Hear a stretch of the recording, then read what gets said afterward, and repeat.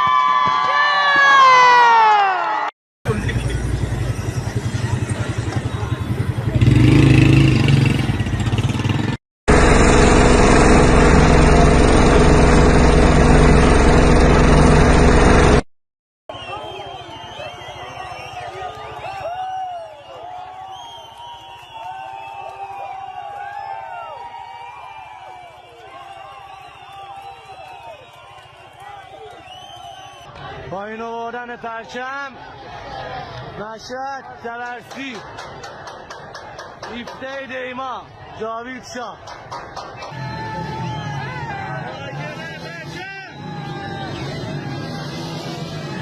کسانی که امروز یا در اغتشاشات رسما میان توی خیابون و یا اونها رو هدایت میکنن یا اونها رو پشتیبانی کنن یا کمک میکنن، با این اعلام صریح موضع رژیم جنایتکار صهیونی و همچنین رئیس جمهور جنایتکار آمریکا، مسائلی که گفتن اگر کسی بیاد توی خیابون برای اغتشاش، برای ناامنی، اگر کسی پشتیبانی کنه اونها را، هیچ عذری دیگه برای اونها باقی نیست.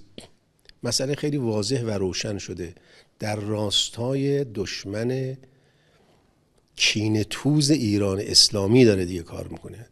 موضوع اعتراض با اغتشاش تفاوت داره. ما در حقیقت برای کسانی که اعتراض به حق و قانونی دارند وظیفه ایجاد امنیت و انجام امنیت داریم.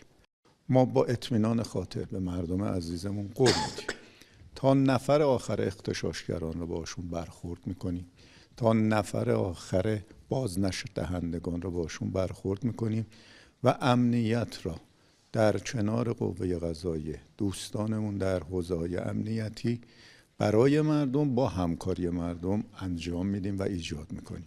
پایین آوردن پرچم، مشهد، تبرسی، 17 دیما، جاوید شاه.